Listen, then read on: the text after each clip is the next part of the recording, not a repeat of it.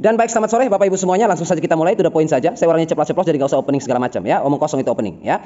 Hari ini kita masuk pada materi Anfus ya, materi yang paling banyak ditanyakan oleh teman-teman kita. Saya kasih tema di situ dungu ya, atau kedunguan. Kenapa saya kasih tema di Anfus ini dungu atau kedunguan? Karena banyak sekali informasi yang kita dapatkan, termasuk informasi yang diberikan oleh si ikan besar itu juga sama, dungunya juga sama ya. Ikan besar ini kasih informasi juga dia nggak paham apa-apa juga. Jadi dia salah satu dari sekian banyak orang yang kasih informasi yang dungu tentang si Anfus ini ya. Kedunguannya apa Pak? Kedunguan yang pertama, kalau Bapak Ibu sering dengar Anfus, informasi yang Bapak Ibu cari tentang Anfus, baik di YouTube, di Facebook, Instagram, di website dan lain sebagainya, di situ banyak sekali yang tulis bahwa dia itu adalah fungisida hayati. Nah, itu yang saya bilang dungu ya. Anfus itu bukan fungisida hayati. Ya, termasuk si ikan besar itu ya, yang kemarin kita pancing dia dengan cacing sekarat itu, dia juga bilang fungisida hayati. Jadi itu yang saya bilang kedunguan itu seperti itu ya. Gini Bapak Ibu, di dalam kemasan Anfus itu sendiri dia tidak tuliskan bahwa dia itu fungisida hayati. Ya, Bapak Ibu mau bolak-balik Anfus itu, mau robek kemasannya, mau tabur semua, tumpahkan semua jamur yang ada dalam situ, percuma. Mau bolak-balik juga sama aja, nggak ada di situ ditulis fungisida hayati. Jadi jangan aneh-aneh seperti itu ya. Jadi kalau tidak ditulis fungisida hayati dari si pembuatnya, jangan konyol seperti itu ya. Itu konyol itu, dungu dan dungu plus konyol. Jadi kedunguan plus kekonyolan ya. Kita mengatakan dia fungisida hayati saja itu kita sudah konyol seperti itu. Karena dia bukan fungisida hayati. Di dalam kemasannya juga tidak ada tertera bahwa saya adalah fungisida hayati. Saya bikin fungisida hayati yang bermerek Anfus, nggak ada. Di situ yang ada ditulis adalah pupuk pengendali hayati ya. Pupuk hayati dan pupuk organik itu bedanya apa? Hampir sama memang. Pupuk organik adalah pupuk dari bahan-bahan sisa bahan organik makhluk hidup. Itu pupuk organik. Di dalamnya ada bakteri Pak. Ya, ada mikroorganisme. Seperti itu. Ada juga yang tidak ada mikroorganisme. Jadi bahan organik yang Bapak Ibu bikin pupuk tidak ada mikroorganisme sama sekali, tidak ada makhluknya sama sekali, tidak ada kehidupannya sama sekali. Itu pun disebut pupuk organik. Berbedanya apa Pak dengan pupuk hayati? Pupuk hayati adalah pupuk yang komposisi terbesarnya adalah mikroorganisme maupun makroorganisme. Dan sifat dari pupuk hayati itu adalah makroorganisme maupun mikroorganisme yang posisinya hidup. Ya, posisinya hidup. Kalau dia mati, dia bukan lagi pupuk hayati atau dia bukan lagi agen hayati. Yang disebut hayati artinya dia hidup. Dan itu yang membedakan kata hayati dengan organik. Tangkap ya sampai di sini ya. Jadi kalau Bapak Ibu dengar istilah tentang pupuk organik, Bapak Ibu harus tahu atau tanamkan mindset di dalam pikiran Bapak Ibu bahwa pupuk yang saya pegang ini adalah pupuk yang berisi tentang bangkai-bangkai makhluk hidup yang sudah terurai plus mikroorganisme di dalamnya. Sedangkan kalau pupuk hayati berarti di dalamnya itu lebih banyak makhluknya daripada unsur non makhluknya. Ya, paham ya maksudnya? Artinya di dalam itu harus lebih banyak bakterinya, harus lebih banyak jamurnya, harus lebih banyak mikroorganismenya, harus lebih banyak makhluk hidupnya di dalam dan posisinya hidup. Entah dia mau dorman kayak, entah dia mau koma kayak, entah dia mau nongkrong kayak, bebas. Yang penting dia hidup aja. Itu disebut hayati. Dan syarat utama untuk disebut hayati adalah makhluk yang hidup di dalam itu harus lebih banyak jumlahnya daripada makhluk yang tidak hidup. Seperti itu ya. Contohnya seperti bahan-bahan organik itu kan tidak hidup. Itu sudah mati menjadi bangke, itu sudah merupakan bahan mati ya, seperti itu. Dan dia harus lebih sedikit daripada makhluk hidup di dalamnya. Baru disebut hayati. Nah, jadi yang dimaksud dari Anfus ini adalah pupuk pengendali hayati, artinya di dalam situ berisi tentang bakteri pengurai, jamur pengurai yang posisinya hidup, yang ketika kita pakai jasanya mereka ke dalam lahan kita, maka mereka akan merombak bahan organik di dalam tanah sehingga bisa menyuburkan tanaman kita. Itu yang dimaksud dengan pupuk pengendali hayati. Seperti itu. Artinya dia bisa mengendalikan unsur hara yang ada dalam tanah kita untuk bisa menyuburkan tanaman. Makanya di Anfus itu komposisinya apa? Apa saja dalam situ? Yang pertama, jamur Trichoderma sp. Kemudian jamur apa lagi? Jamur cendawan yang disebut dengan Gliocladium ya, Gliocladium sp juga ya. Nah, kedua jamur ini Bapak Ibu semua sifatnya cendawan, artinya bukan mikro. Kedua jamur ini antara Gliocladium dan juga Trichoderma sp sifatnya adalah makro. Makro itu apa Pak? Makro seperti kalau Bapak Ibu ke swalayan supermarket terus beli jamur mau masak di rumah, di dapur ya itu. Makro itu artinya bisa kita lihat sifatnya cendawan ya. Jadi itu bisa dilihat oleh mata telanjang kita bentuk dan wujud mereka dalam bentuk hifa. Hifa itu tubuh buah. Jadi mereka membentuk sel yang disebut hifa. Hifa ini akan mengumpul ya, membentuk struktur tubuh yang disebut dengan tubuh buah. Jadi mereka ini adalah makroorganisme. Dan selain mereka ini apalagi ada bakteri-bakteri pengurai juga, tetapi nggak disebutin. Itu dia masalahnya. Kenapa nggak disebutin? Seperti itu ya. Itu masalah pertama ya. Jadi Bapak Ibu harus tahu di dalam situ isinya hanya jamur dan bakteri. Walaupun bakterinya tidak diketahui bakteri apa ini, bakteri anggap aja bakteri perombak seperti itu ya, pengurai, bakteri pembusuk lah istilahnya seperti itu ya. Nah, kalau isinya adalah makhluk yang posisinya hidup, berarti dia itu agen hayati dan dia itu bisa dikatakan pupuk. Makanya di situ memang ditulis pupuk ya. Iya, memang isinya di situ mikroorganisme dan makroorganisme perombak atau pengurai, pembuat busuk, bahan organik. Ya tentu saja dia disebut pupuk, pupuk hayati dalam hal ini ya. Jadi poin pertama, kalau ada yang kasih informasi bahwa Anfus ini adalah fungisida hayati, itu konyol.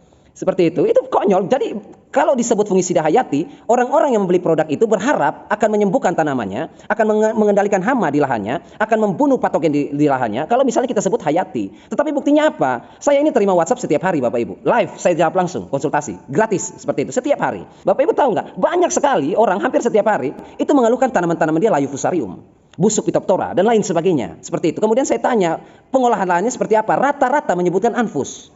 Jadi saya ini ngomong seperti ini, kedunguan-kedunguan seperti ini, ada data konkretnya, ada data validnya, seperti itu. Saya mau tunjukkan buktinya juga bisa. WA itu foto gambar di lapangan, foto anfus yang dipegang, foto kegagalan yang diterima, dan lain sebagainya. Dan itu fakta semua. Data-datanya lengkap. Seperti itu. Jadi kalau Anda bilang saya ngarang, ngaco-ngaco ngomong produk seperti ini, saya akan tunjukin datanya. Datanya real di lapangan. Seperti produk ini seperti ini hasilnya. Ini fakta di lapangan seperti itu yang saya omong ini. Jadi kalau saya bilang dungu, berarti itu berdasarkan fakta di lapangan seperti apa. Itu fakta seperti itu ya. Jadi poin pertama ini kita sepakat saja jangan ada lagi bahasa fungisida hayati karena itu norak banget dan konyol banget seperti itu ya. Kedunguan yang sangat norak ya. Kalau dungu aja ya mungkin masih bisa diperbaiki. Tapi kalau udah dungu dan norak itu waduh, itu udah mau noraknya yang kita perbaiki dulu atau dungunya. Itu repot juga ya kan, ada double kill di situ. Kemudian kita lanjut, masih terkait dengan poin pertama tadi, Bapak Ibu. Jamur trichoderma itu dan jamur gliocladium itu Bapak Ibu, fungsi utama dia adalah perombak. Dia adalah bakteri dekomposer seperti bakteri M4 itu. Seperti itu tugas utama mereka. Jadi Bapak Ibu kalau dengar trichoderma jangan, karena apa? Karena kedunguan-kedunguan orang-orang itu. Trichoderma dikonotasikan sebagai fungisida. Gliocladium juga dikonotasikan sebagai fungisida. Sekalipun mereka punya kemampuan itu, tetapi bukan itu tujuan utama mereka hidup di muka bumi ini. Cendawan trichoderma dan cendawan gliocladium itu Bapak Ibu semua, tugas utama dia hidup di muka bumi ini tujuannya untuk mengurai bahan organik. Seperti itu. Jadi kalau kita mau tangkap trichoderma di alam, kita tangkap dia dalam posisi dia sedang mengurai.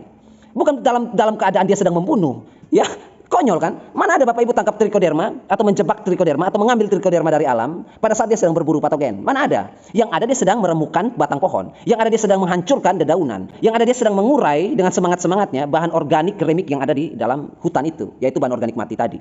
Karena memang fungsinya seperti itu. Dia ini perombak. Kemudian kalau seandainya Trichoderma sp ini dan Gliocladium sp ini memiliki kemampuan patogenesis atau mampu membunuh patogen, itu kemampuan-kemampuan cadangannya dia. Seperti jadi dia hidup ini bukan membunuh-bunuh terus, dia pengurai seperti itu. Jadi kalau ditulis di anfus itu adalah pupuk pengendali hayati, ya benar. Jamur yang ditampilkan di situ juga Gliocladium dan Trichoderma sp sebagai pengurai, ya masuk.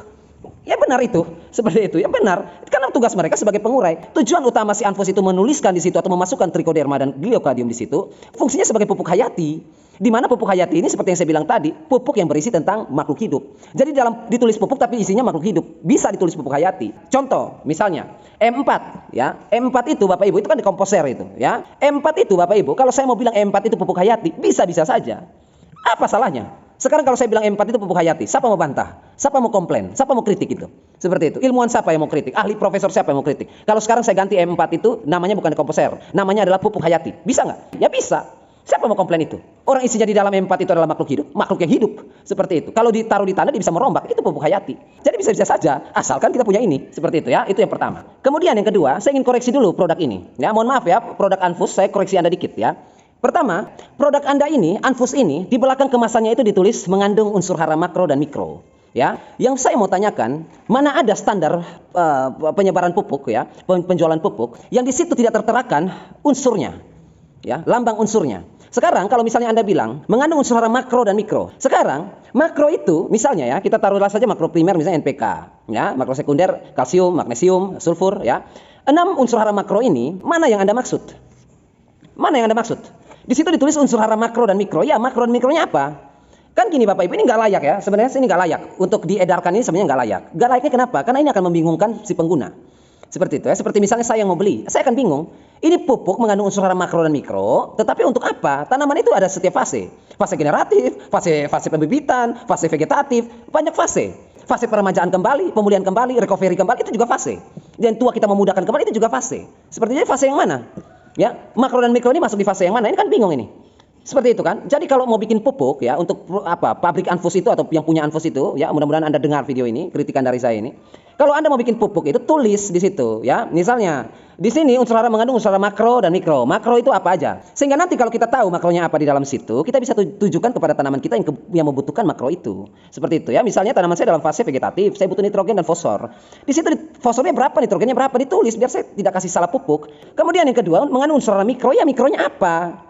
Mikronya apa di situ ditulis. Itu yang pertama ya. Nanti ditulis ya. Nanti kalau Anda cetak lagi produk Anfus itu ya, kemasannya diperbaiki. Seperti itu ya. Jangan konyol-konyol lagi seperti itu ya. Yang kedua, unsur hara yang Anda tampilkan nanti di kemasan baru Anda harus ditulis berapa persen. Seperti itu, harus ada satuannya biar kita bisa hitung. Seperti itu. Makanya pupuk-pupuk itu ada unsurnya ditulis di situ, kandungannya berapa persen. Biar kita bisa tahu, kita bisa ngatur. Oh, kebutuhan ini kita pakai segini, kebutuhan ini kita. Kalau gelap saja seperti ini, jangan ditulis seperti itu, nanti membingungkan. Produk yang membingungkan pemakai seperti itu produk cacat. Ya, produk yang tidak layak diedarkan sebenarnya. Ya, karena dia tidak ada komposisinya. Bapak Ibu, jangankan produk ini ya, susu anak-anak saja, susu untuk anak-anak, itu ada keterangannya semua. Biskuit saja ada keterangannya. Ya, karbohidratnya berapa, gulanya berapa, kalorinya berapa, ada semua. Itu wajib dan itu standar. Kalau saya jual pupuk misalnya, saya tulis mengandung unsur hara dan mikro, ya bingung Bapak Ibu yang beli. Ya makronya apa, mikronya apa, kandungannya berapa, kan bingung. Itu koreksi pertama untuk perusahaan Anda. Jadi jangan konyol-konyol lagi seperti ini ya, perusahaan Anfus ya. Kemudian yang ketiga, ya ini untuk penutup ya. Bapak Ibu, terlepas dari si ikan besar dan teman-temannya yang kasih informasi konyol dan dungu seperti itu, dan terlepas dari pabrik Anfus atau si pemilik Anfus yang menciptakan sebuah produk yang nggak dituliskan dengan jelas rentetan unsur haranya, ya. Terlepas dari mereka semua itu saya nggak peduli. Terlepas dari itu semua, Bapak Ibu perlu tahu yang namanya trichoderma dan gliocladium ini, ya. Saya perlu tekankan itu kan Bapak Ibu harus tahu itu. Jangan Bapak Ibu dengar baik-baiknya saja. Saya akan kasih tahu buruk-buruknya, busuk-busuknya trichoderma ini, biar Bapak Ibu tahu. Jangan kita dengar baik-baiknya saja. Trichoderma ini nggak bisa bersahabat dengan siapapun. Itu yang pertama dan harus Bapak Ibu catat. Trichoderma itu Bapak Ibu sifatnya adalah monopoli. Itu sifat dia. Ya egois, itu sifat trichoderma itu. Gliocladium juga sama. Kenapa bisa Bapak samakan Pak? Ya karena mereka kerabat. Seperti itu. Trichoderma ini nggak bisa bersahabat dengan jamur manapun. Dia hanya bisa bersahabat dengan kerabatnya saja. Bahkan saking dekatnya dengan gliocladium itu, ada spesies-spesies gliocladium yang masuk pada keluarga atau genus trichoderma. Karena setelah diidentifikasi mirip dengan trichoderma, dimasukkanlah ke dalam genus trichoderma. Itu yang tadi saya bilang, dia tidak cocok dengan siapa-siapa, dia hanya cocok dengan dirinya dia sendiri. Kalau ada jamur yang mendekati sifatnya seperti dia, metabolismenya sama seperti dia, maka itu adalah dia juga.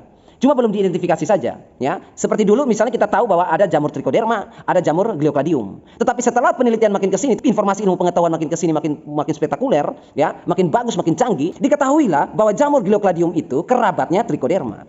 Dan makanya ada beberapa gliocladium yang dimasukkan ke dalam spesiesnya trichoderma. Dulu gliocladium yang kita tahu, sekarang sudah trichoderma. Seperti itu, karena dia hanya bisa bertoleransi dengan sesama dia. Pertanyaan saya, kalau dia masuk ke dalam tanah, bagaimana nasib mycorrhiza? Ya, bagaimana nasib dia?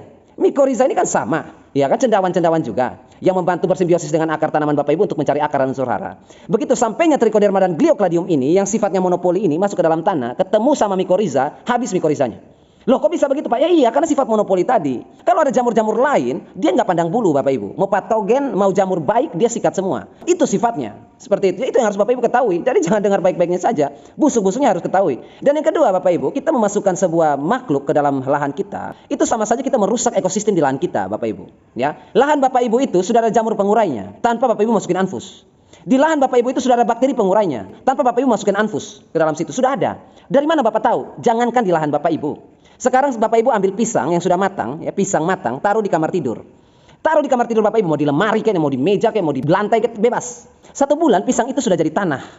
Seperti itu. Pertanyaannya, siapa yang kasih Anfus di situ? Siapa yang kasih M4 di situ? Siapa yang kasih KRR di situ?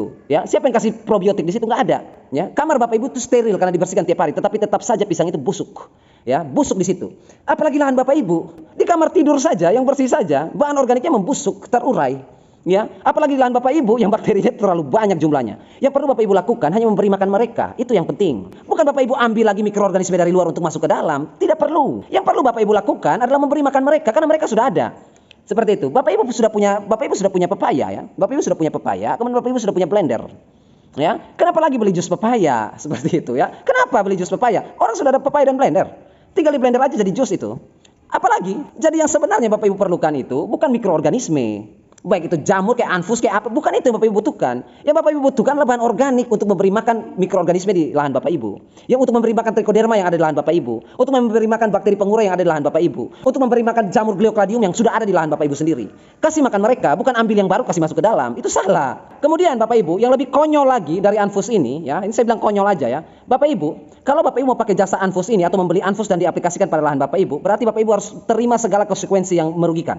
Saya bilang konsekuensi yang merugikan itu apa? Apakah kalau kita pakai Anfus ini nanti kita semakin rugi? Ya, secara garis besar. Bapak Ibu akan rugi. Ruginya kenapa? Saya kasih tahu ya kekurangan Anfus ini ya.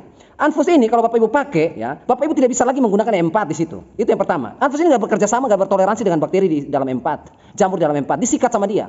Ya, antara dua, kalau dia nggak sikat M4-nya, M4-nya sikat dia, nggak bisa mereka bersahabat. Itu yang pertama. Berarti M4 Bapak Ibu tidak bisa lagi gunakan dan bakteri-bakteri pengurai yang lain sudah tidak bisa lagi. Itu yang pertama. Yang kedua, fungisida apapun yang Bapak Ibu pakai itu akan membunuh Anfus itu.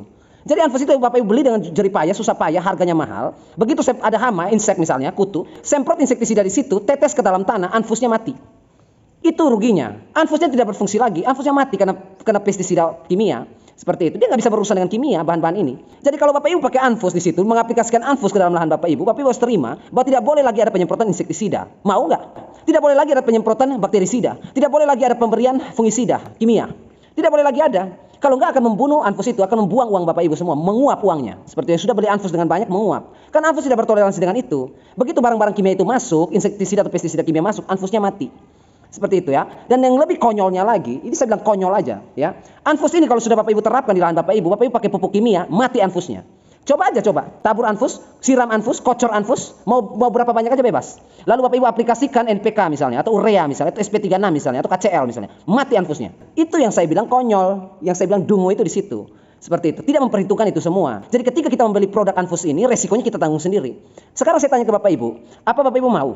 Pakai anfus tapi tidak pakai fungisida kimia, tidak pakai insektisida kimia, tidak pakai bakterisida kimia, tidak pakai pestisida kimia, tidak pakai juga pupuk kimia. Apakah Bapak Ibu mau? Seperti itu, bertani aja dengan anfus. Kan konyol itu. Itu yang harus Bapak Ibu ketahui dari si anfus ini. Jangan kita mau dengar baik-baiknya saja. Busuk-busuknya ini saya bongkar.